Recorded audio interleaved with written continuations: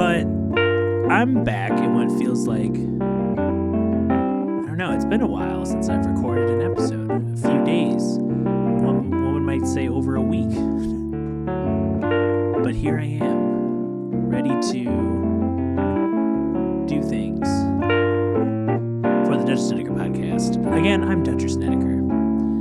I didn't say it a first time. I've been saying a lot of things to different crowds for the last few months, and what you heard was my brain just defaulting to words that make sense. But thank you for joining me for the Dutch Snedeker podcast. Hope you're doing well. It's a lovely June day, I hope. It is when I'm recording this, so... What's a few days of different weather? It's probably the same. It doesn't matter where you're listening from. But let's go ahead and jump into the episode, which starts right about now.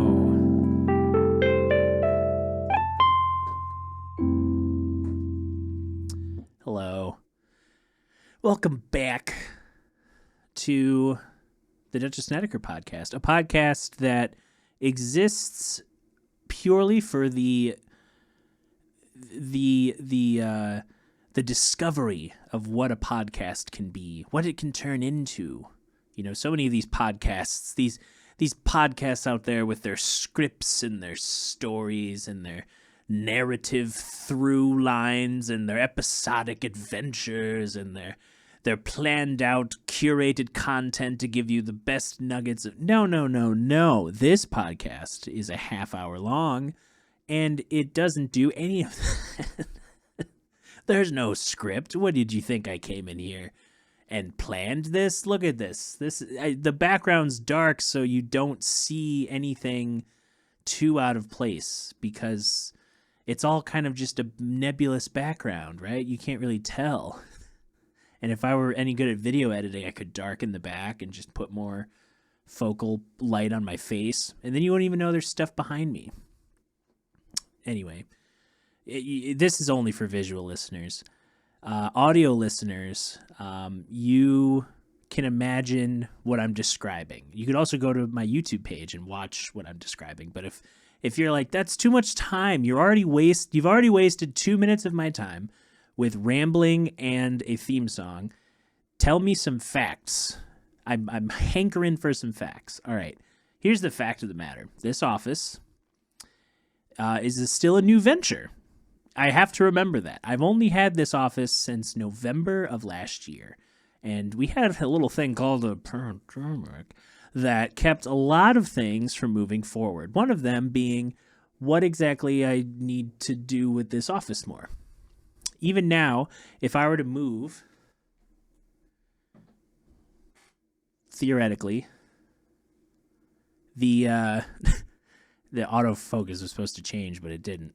That's quality, I suppose. You know, things are in the room. I'm doing things. This microphone's here. I have my little MIDI keyboard that you can't see because of how I only have one camera and I don't have it. Like, I have the camera on my desk, so you can't really see anything I'm doing. I could just be making this all up. Unless you, like, you know, heard me live, like I could just be doing this.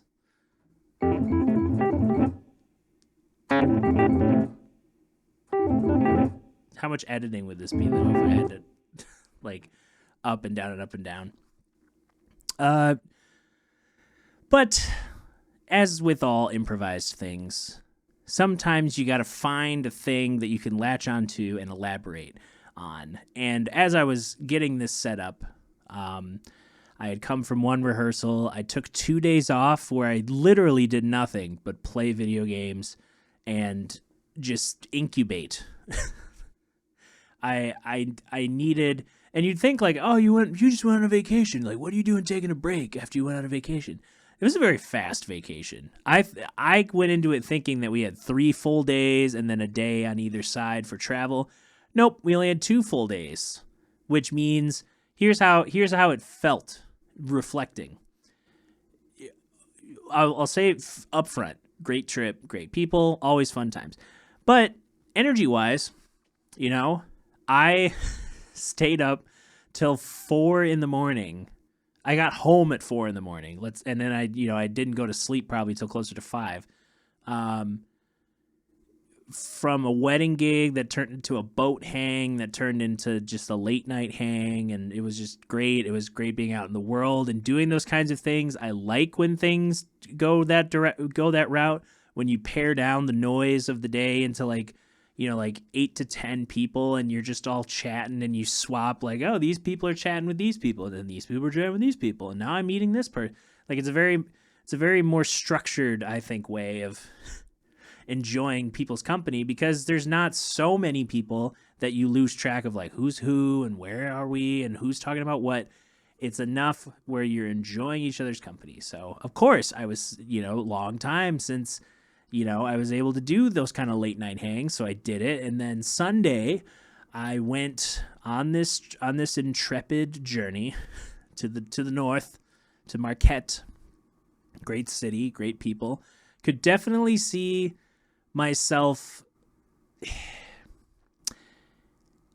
Part of me wants to try living there, but I'd have to wait, because there's so much to being closer to connected things. And if I'm going to be 6 hours away from Grand Rapids, and the closest bigger city other than like Marquette is like TC, like that's really limiting my scope. Although I'm sure some people dip into Canada and they go to Wisconsin. Like there's other things you can do being that far north, but it puts you kind of out of the way from a lot of stuff unless it really suits your lifestyle and your goals as a musician. But we went up there on Sunday.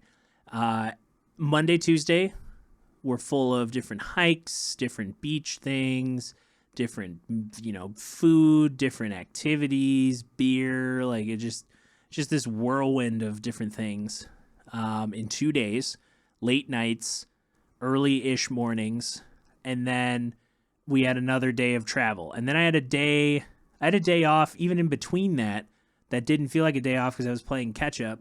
And then Friday, Saturday was this weird, like I can't really fully commit to relaxing because I have an evening gig, but I can't fully commit to doing work, or I can't, fully commit to doing work because I'm still tired and like I would just burn myself out. I was also playing with a jazz, veteran, someone who's like earned his stripes with like Horace Silver and Jimmy Cobb, and I'm like, oh, please, just make a good impression. Like you've been playing long enough, you should be able to make a good impression. And I think I did. I did get a lesson in swinging, though. A very, very strong New York honed jazz swing that came out of that bass player. A bass player by the name of John Weber. If y'all are in Michigan and need a bass player and you live on the West End or North or even in Detroit, you could call him. He's an easy call. Plays bass great, shows up, very relaxed person. So then this leads to where I took the 2 days off, Sunday and Monday, for the tail end of Memorial Day weekend. Because as we all know, Memorial Day is when you remember and recognize all of our national armed services, all of the people involved, and you do that by blaring Kid Rock on your boat for 10 hours and drinking Busch Lights with the bros. That's how Oliver, Grandpappy fought in World War II, and he just says, son, if you do one thing to remember me, go on the boat, son, go on the boat and sing Sweet Home Alabama all summer. Could you do that for me, Tyler? Yeah, we were about to until you, came over here. Like, what are you doing? Son, I know we never connected, really, other than the mutual love of being on a boat blaring Kid Rock, but I want you to know that you can go on the boat. Leave me here to rest. Yeah, we were about to, and you're, talking to us. So, you remember, Memorial Day is about drinking Four Locos on the beach. Just trying to think of the worst. Going to Miami and fighting a bartender at a tiki bar. Like, not verbally, like full on, like we're past words. I don't know how to fight. I'm drunk. That kind of fighting. That's what our troops wanted for Memorial Day. But seriously, thank you to everyone who served. I'm not making fun of the troops. I'm making fun of jokes are when you so it got me thinking. Got me thinking, taking these breaks. Because I also had a very interesting comment. I posted a status that was like, man, I envy people who know how to take breaks. I don't know how to do that. I realized that the last couple days I felt super like anxious and nervous and like, just like, what are you doing? You're wasting time. Like, there's nothing, you could be doing something. Like, you have energy, you're awake, go do something. And then my entire body was like, if you move, you will get a headache because you've been so anxious. So that's what kept happening is like, I'd keep bouncing back from like, oh, I feel fine, to like suddenly I have this huge headache and I'm just achy and tired. And I'm like, well, this must be what it's like to realize that you're in bad health when you're close to your 30s. Your body's just like screaming like, please stop. We've put up with enough of your craziness. All the late nights, you driving up to this place and driving over to that. I can't drive. If it's late, I can't drive. I can maybe drive an hour. Maybe. If it's late. I can maybe drive an hour. That's how it is now. I can't drive. I can't like pull an all-nighter and drive, 2 hours from a gig. No, I'm staying wherever. I'm sleeping in my car before I drive all the way home. Like it's just the life of like I could stay up late for the hang. I could stay up late for getting something done if it's like, if I need to. But man, late nights. You forget how many late nights you had pre-quarantine, and now that gigs are coming back in full force. I am booked with weddings for the most part, and some other gigs with Earth Radio and Mark Lavengood's band. I'm booked until mid-September, which is good. It's a better turnout than last year. Also, probably about as much as I'd be willing to do. Like, I'm going to miss having part or all of my weekend, because that was the time when so many folks that are on a normal, quote unquote, normal work schedule where they're like, come in Monday through Friday, work until this evening time, and then go home. Or like they work for a school and they're out at 2 and they might have some administrative stuff and they leave school by 4 or something. Like that's not my life. My life is, all right, what's there to do today? These millions of things. All right, there's going to be some days that are super productive, some days that aren't going to be so productive, some days they're going to be filled with just distractions. And, the Zen thing to do would be like, life just comes at you and you just take it. Like, life is this warm journey.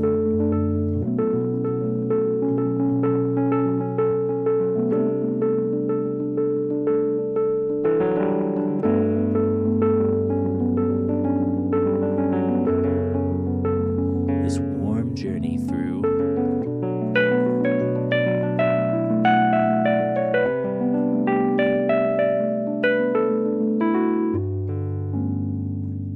Don't you just love this sound real quick? It's like a Wurlitzer through an amp.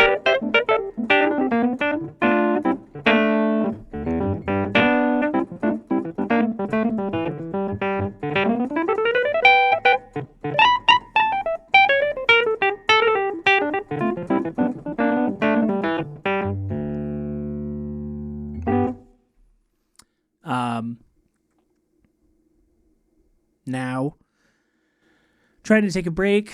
I posted a status about it. I brought this up earlier. I posted a status. I was like, so hard to take a break. One of the comments was, don't need rest when you're chasing your dreams. I'm like, my initial reaction to be like, what are your dreams? like what are your dreams? Like, I just wanted to be like, what dream does not require every bone in your body, every muscle movement you have, every ounce of time, all of the things that I'm missing, all of the parts of my life? Like, this isn't midlife crisis. This is me being like, this is what I'm willing to sacrifice to get to a point with my artistic expression, my career, my financial stability, my ideal way of living my life. Like, these are the things I'm willing to put up with. You know, like, I haven't moved from my house in 3 years because the rent's cheap. Would I like to move? Of course. I'd love to get into a space that's entirely my own. That's partially why I have this office, is that I have a place that I can go, shut the door. It's away from most of the noise of the front of the space, and I can do whatever kind of work I need to do. You know, I keep telling people like, oh man, I just need to replace my keyboard. I still haven't replaced my keyboard. I needed to replace my keyboard like 8 years ago. When I got, you know, like into my career at Grand Valley, I needed to replace it.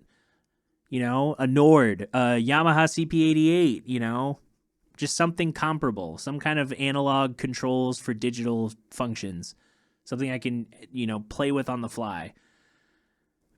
And, you know, my setup works. It supplements a lot of sounds and I can get some interesting textures, but it's, you know, the things that I'm putting off, the things that I'm waiting to do, because I have a vision for what I like doing and what I want to do. And even if, you know, like right now, I'm entirely self-employed. I set my schedule. I say yay or nay to whatever gigs. I have the entire ability to just say, you know what? I'm not doing anything. I could, if I wanted to. It would be a bad move. I could cancel all my weddings. I could just say, you know what? I don't need $7,000 or whatever I'd make in all these weddings. Probably closer to 8. It's like, I don't need that. I don't need money. It's like, I could do that. Would it be smart? No, I'd be even more poor. Like, I need these weddings to, like, you do 1 or 2 weddings, you've got your bills. If I do 2 weddings in a month, I have this space and my house with utilities covered.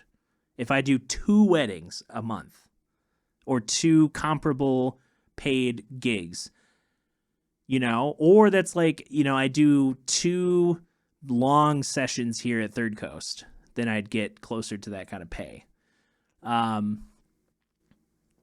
So when, you know, when I'm self-employed, everything's all, you know, it's this mix of like, can you, like, oh, we need you on the jazz gig. Okay.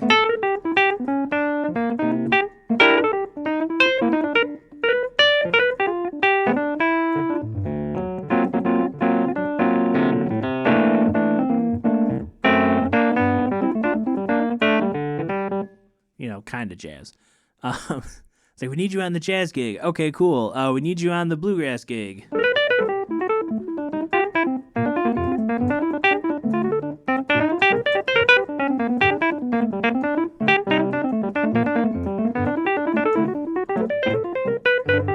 You know, there's your G lick, bluegrass. It's like, oh, we need you on the classical gig. I haven't learned classical in forever, but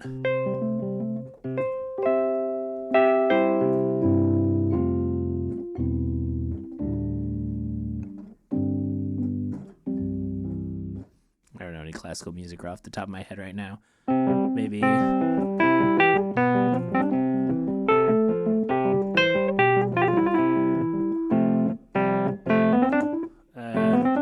what is it?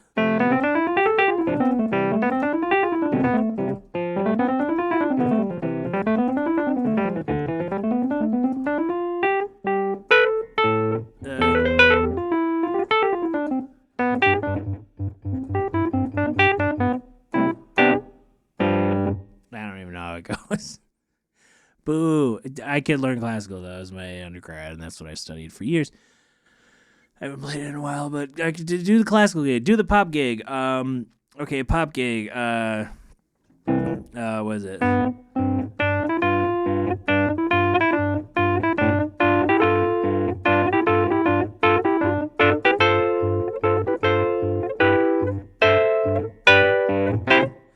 Sweet Caroline, people like, we're going, and there's the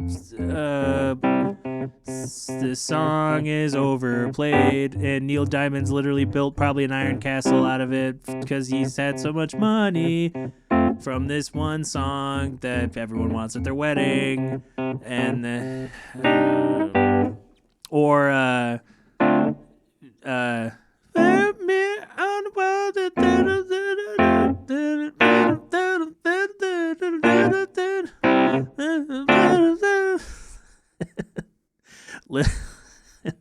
all my covers are just like, it's like soft vocal.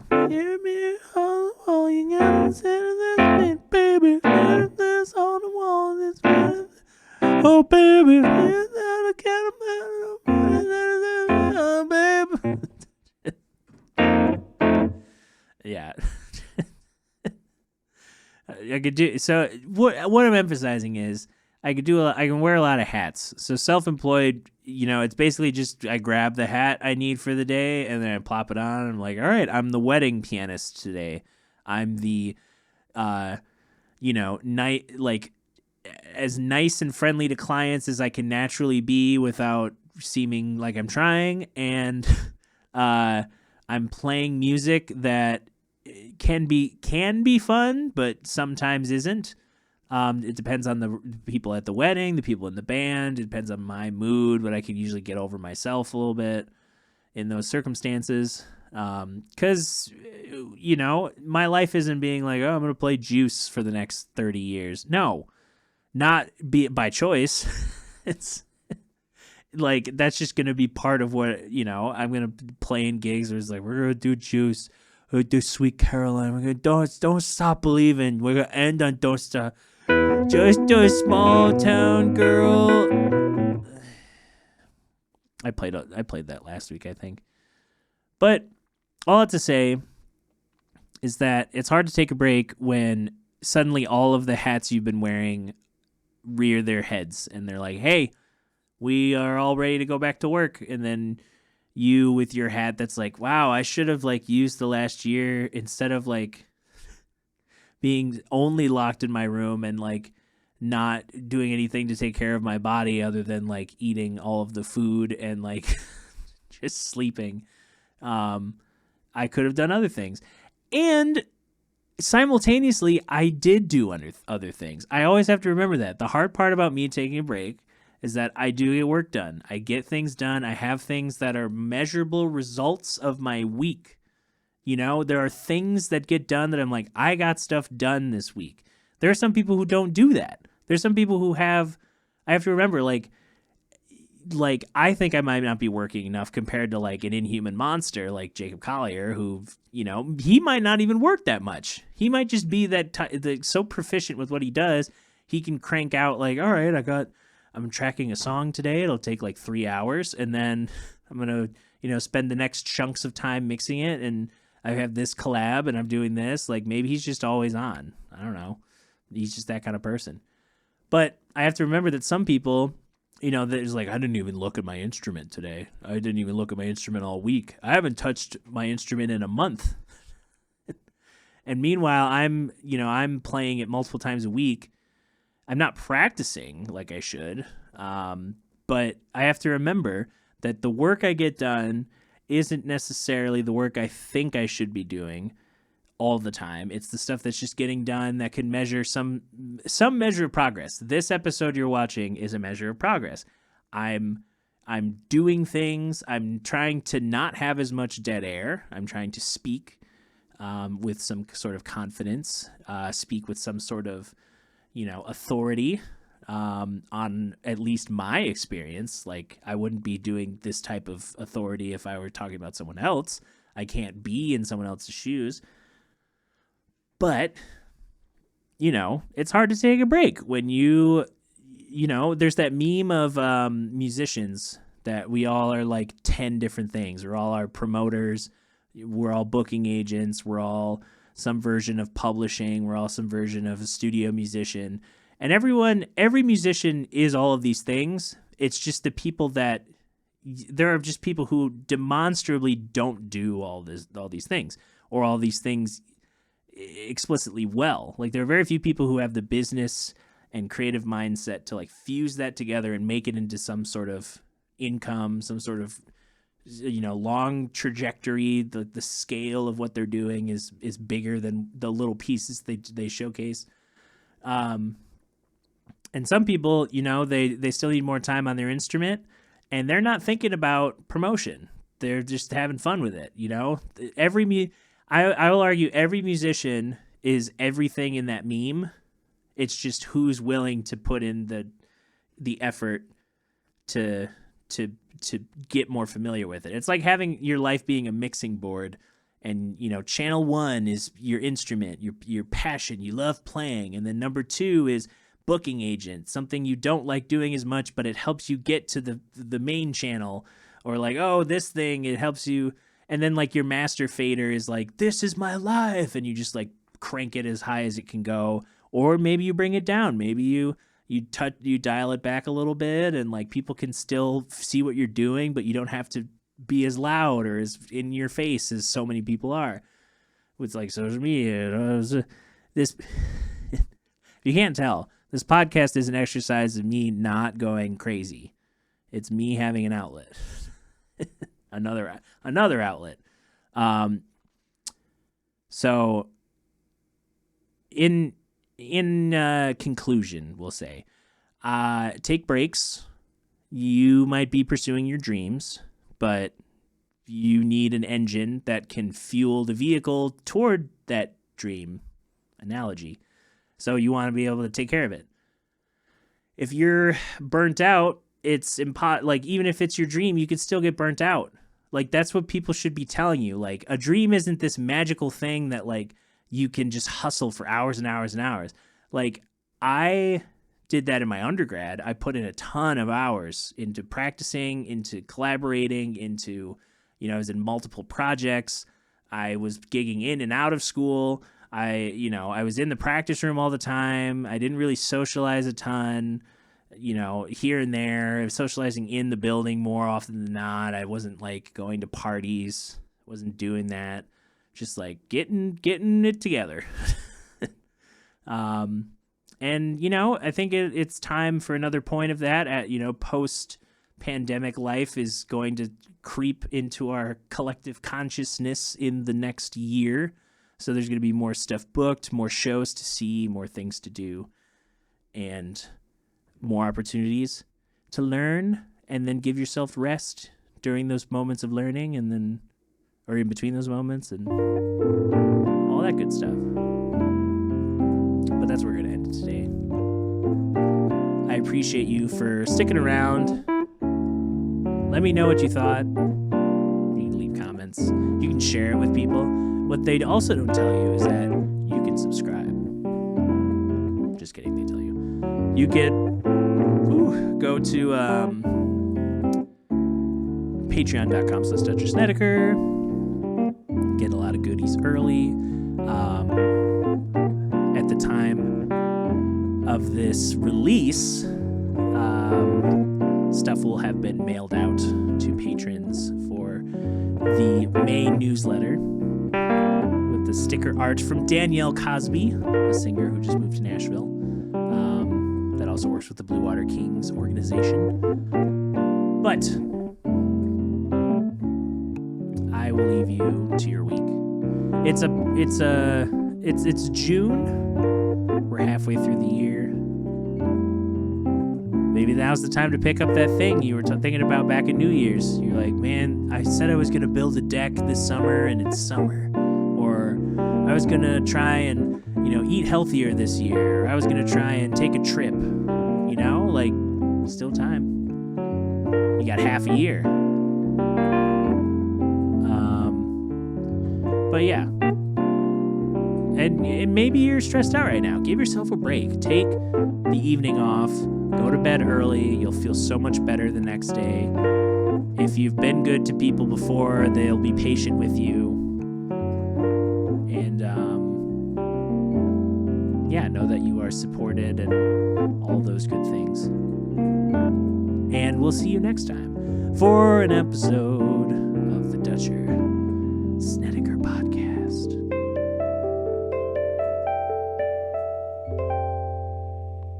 See you next time.